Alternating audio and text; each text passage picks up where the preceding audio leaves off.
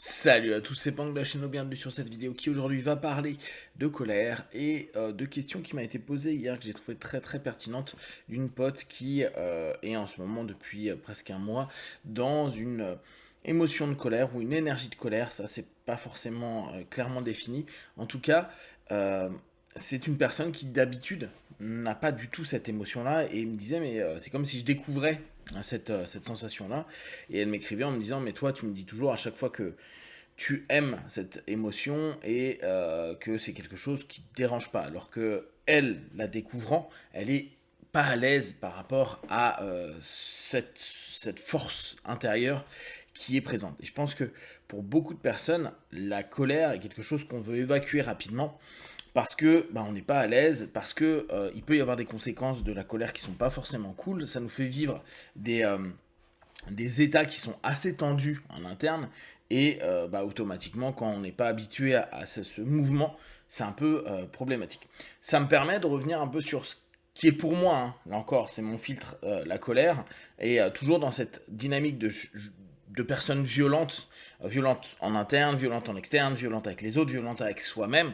Euh, cette notion de colère, pour moi, je la divise en deux choses. Il y a l'émotion colère qui souvent peut arriver assez spontanément par rapport à différentes interactions ou différentes situations qui vont amener à un moment donné une tension interne qui peut être associée à de la frustration, associée à quelque chose qui va toucher des valeurs, des croyances, etc.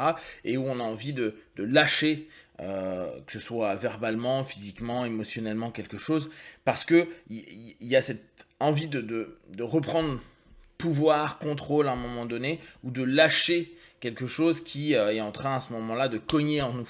Et bah, tout le monde a déjà été en colère, donc la notion d'émotion n'est pas quelque chose qui est particulièrement inconnu pour nous. On a tous eu des pics de colère, que ce soit vis-à-vis d'une personne, vis-à-vis d'un moment, d'une situation, ou vis-à-vis de nous-mêmes quand on fait des choses qui, a posteriori, ne nous conviennent pas ou que les choses ne vont pas dans le sens qu'on souhaite.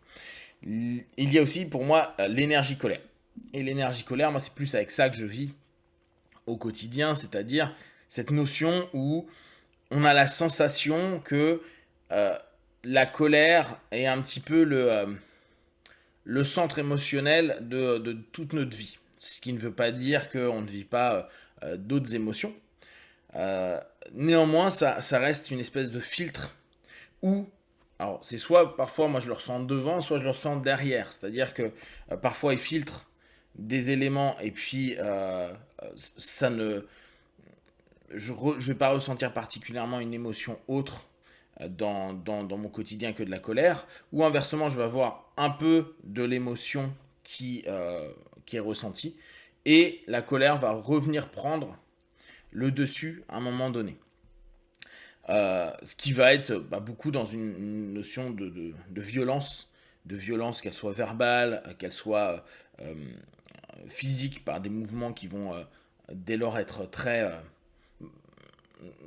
j'allais dire dur sur pas mal d'éléments, les regards qui peuvent changer, etc. Donc cette notion de colère, elle a vraiment, pour moi, deux facettes et il faut bien dissocier les deux, sachant qu'on peut très bien avoir une énergie de colère avec plein d'émotions de colère, mais on peut avoir plein d'émotions de colère sans forcément être constamment dans une énergie de colère.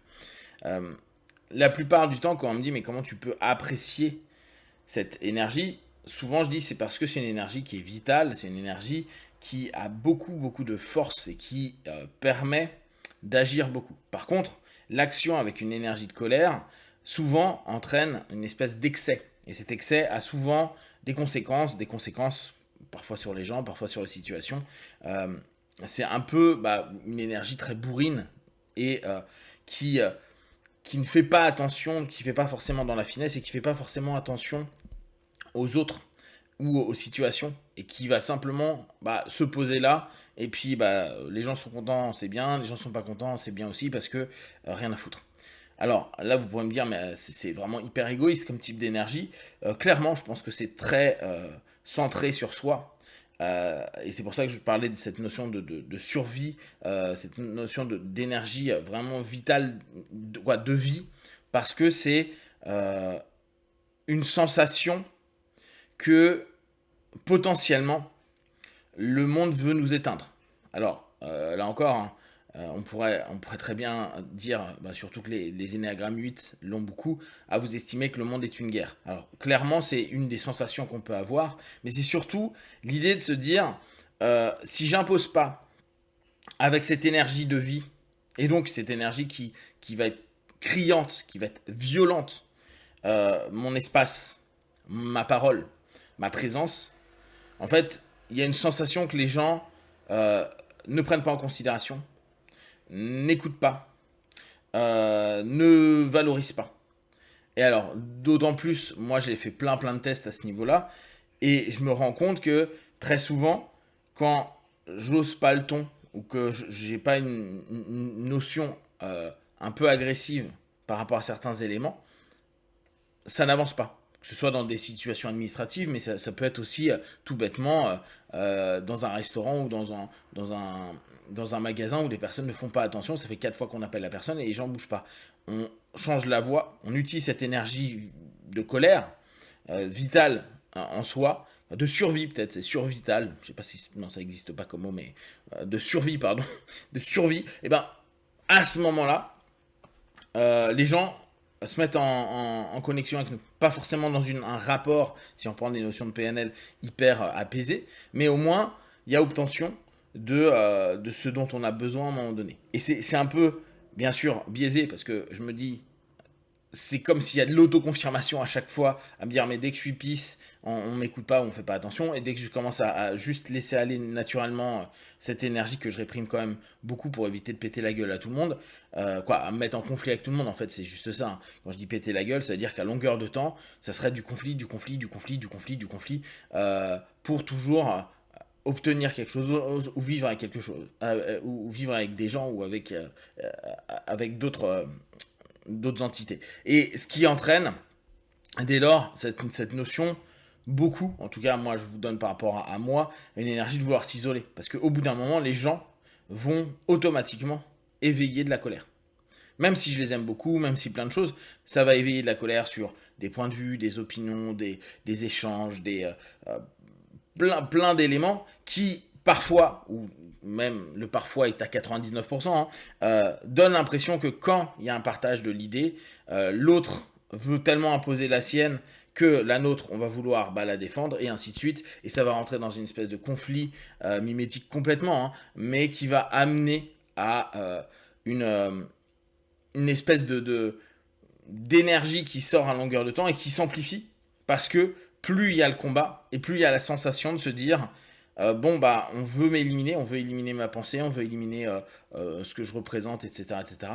Et donc, cette colère qui s'assimile dès lors à la vie, la survie, va vachement intervenir pour tenter d'éliminer l'autre en face, que ce soit verbalement, émotionnellement, intellectuellement, physiquement, etc., etc.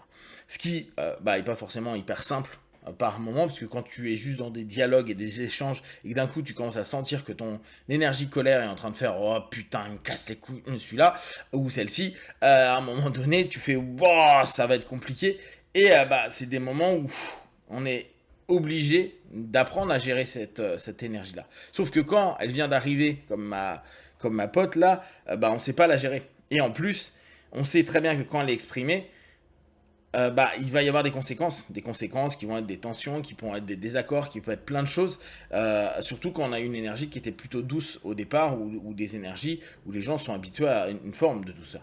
Et effectivement, pour moi, l'exploitation de l'énergie colère fait beaucoup avancer les choses, mais entraîne beaucoup de remarques, de critiques, d'observation. Et ça, c'est pas toujours simple au départ quand on n'est pas habitué à gérer cette notion-là, à le vivre. En plus, il y a beaucoup de rapports de frustration, vu que notre monde civil et moral a un ensemble de règles qui ne permet pas cette énergie de trop s'exprimer. Et tant mieux, parce qu'il y a des moments où ça sera un peu compliqué, même si pour les personnes qui le vivent comme moi, c'est hyper frustrant. Cette frustration, elle est quand même hyper présente. Et s'il y a des moments où elle peut être lâchée, elle va être lâchée, et parfois pas dans les bonnes situations, parce que c'est un cumul trop important de frustration, et il y a cette envie de vie, c'est vraiment cette notion-là qui revient, d'expression de sa vie, à un moment donné, qui va revenir. Donc, cette vision ou cette notion liée à la colère est quelque chose qui peut être assez complexe. Là encore, je vous donne juste mon point de vue et mon ressenti. Je pourrais encore vous donner d'autres exemples à ce sujet-là, mais ça vous donne un peu globalement comment c'est vécu en interne. Si vous avez des questions et des remarques, partagez-les sur Facebook, YouTube, j'y répondrai le plus rapidement possible. Comme d'habitude, de tout ce que je propose, ne prenez que ce qui est bon et juste pour vous, testez, observez, analysez, concluez. Be one, ciao.